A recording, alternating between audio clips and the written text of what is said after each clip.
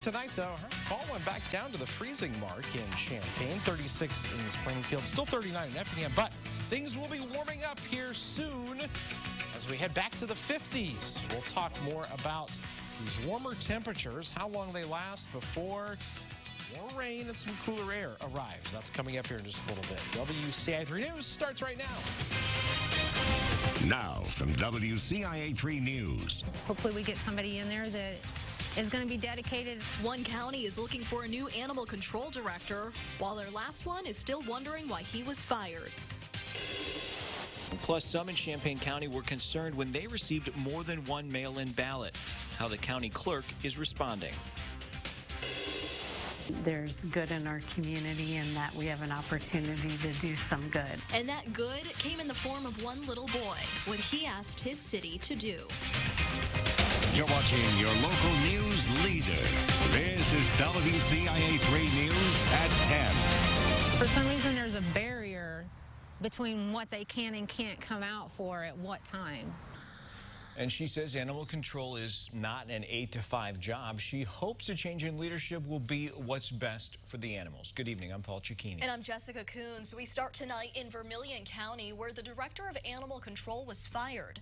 The Vermilion County Board Office fired Director Tony Van Camp last week. He had only been in the position for a few years. WCIA 3's Emily Braun is live in our newsroom tonight. So, Emily, why was he fired? Jessica, the Vermilion County Board Chair told me there were several reasons. There were a number of complaints from the community, and the board office had problems with his management skills. But I also spoke to Van Camp, who said this happened with no warning, and the board had no grounds. Angel Frazier's always had a big heart for animals.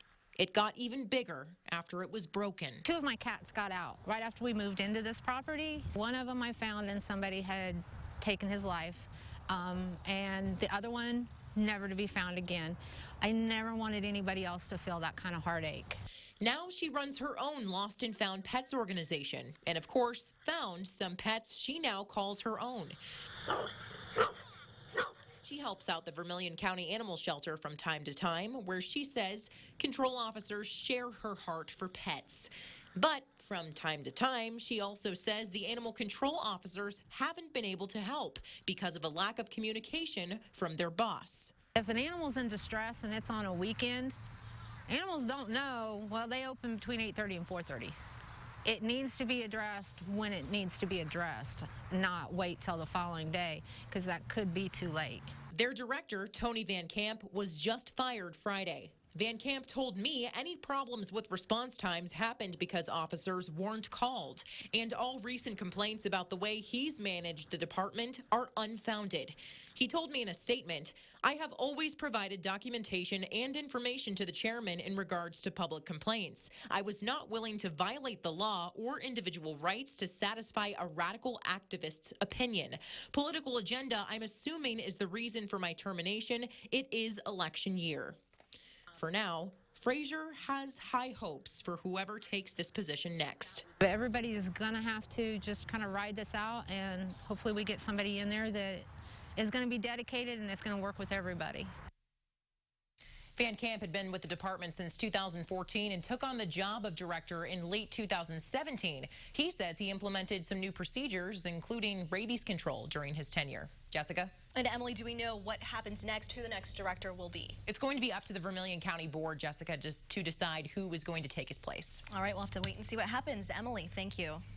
3 people are dead after a plane crashed on an interstate and caught fire. It happened on I-55 near Lincoln before 9 a.m. The southbound lanes were shut down for more than 5 hours. The FAA is investigating. The victims' names have not been released. No word what caused the crash, from where the plane departed or where it was headed. At least 24 people are dead after tornadoes touched down in Tennessee overnight. The tornadoes hit the central part of the state, including Nashville. Hundreds no longer have a place to live. Tens of thousands don't have power. The governor says the number of people killed will likely go up. We spoke to a mom in Champaign who has a daughter living in Tennessee.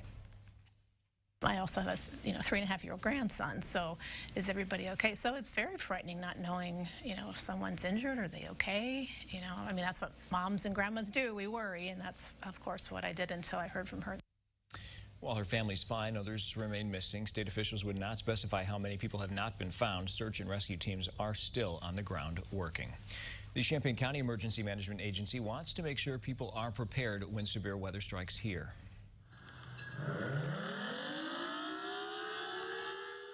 The EMA did its monthly outdoor siren test today. While those work, the weather radio transmitter is down. That means people won't get warnings on their weather alert radios.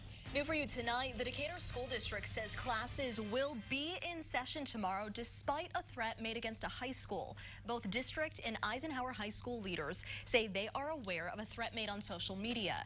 They say the district and police have addressed it, and they are working to ensure the safety of students. Again, school will still be in session.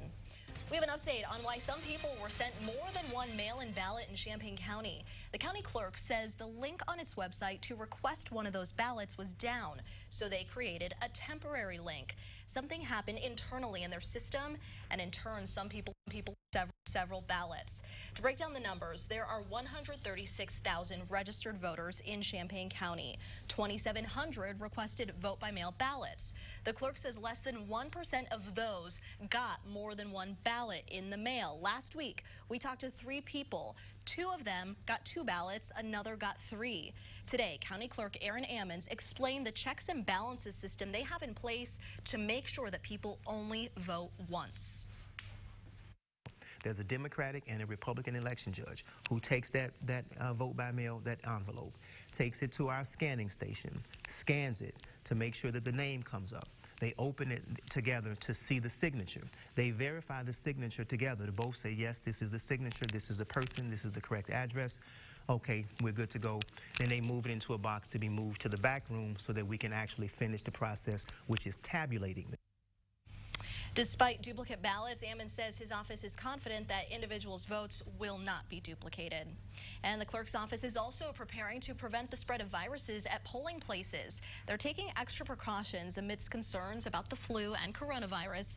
They'll be sanitizing stations, including wiping down pens and electronic surfaces to minimize the spread of germs. A healthcare facility in Danville is trying to keep its patients, visitors, and staff healthy after getting hit with a flu outbreak. The VA Ileana healthcare system in Danville took to Facebook to let people know 3 community living areas and the mental health unit were affected. It's asking visitors and staff to restrict movement in and out of these areas as much as possible to stop the spread.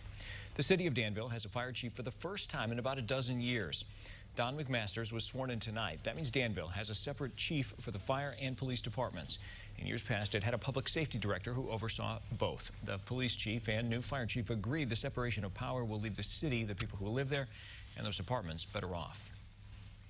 We've got a lot of things to make up for in the last 12, 13 years, so we don't expect it to happen overnight, but I'm hoping to see positive every day and more and more coming out of it on a daily basis until I retire. Both the fire and police chiefs have been with their respective departments for more than 20 years. A 5-year-old boy sent a handwritten letter to the Champaign mayor, and it made quite an impression on several city leaders. That letter detailed a polite request to fix the roads in his neighborhood near Clark Park. WCIA 3's Jennifer Jensen is here. Jennifer, his message was heard loud and clear. Jessica, it sure was. When Mayor Finan read the letter, she was so impressed by the initiative of this little boy to take action when he noticed something needed to be fixed. He was concerned about the condition of the streets between his home and Clark Park. His mom told me that he got a scooter for his birthday, and when he rode it to the park, it was a bumpy commute over the cracks and the potholes in the streets. The mayor sent him a reply to that letter addressing his concerns and forwarded his message to the Public Works Department. A city engineer also wrote him back explaining the projects they have planned for his neighborhood in the near future. Mayor Finan says this little boy set a positive example of how to effectively communicate with city leaders and demonstrated the results that can come from reaching out with questions and concerns. I think anyone who takes the time to contact city government and to be involved, you know, a lot of people complain on social media, complain to their friends, but never actually take any action to make things better. And so anybody who's willing to take the time to do that is impressive. Showed some initiative. Oh my gosh, yeah. And I thought, what a great lesson. The mayor says the city also sent him gifts like coloring books and a few other things. The city reassured this little boy that they plan to work on repairing several roads around the Clark Park neighborhoods this summer. There's something else this little boy asked for in his letter that the city says probably isn't going to happen. But to read more about that, head to this story on our website at WCIA.com. Back to you. If he's only 5, he's going to get a lot done in his lifetime. The mayor said hopefully they can invite him to the city for a little tour because it's always good to get people involved in city government. I'm sure he would love that. All right, Jennifer, thanks. The U of I is known as the Fighting Illini, but students want a mascot to go along with the title. I'll tell you what they're voting on. Plus, a plan to ban all red light cameras was stuck going nowhere for years at the Capitol. Now it's finally moving forward. And it's been an impressive turnaround for the Illinois men's basketball team from last season to today, but they're still looking for one thing.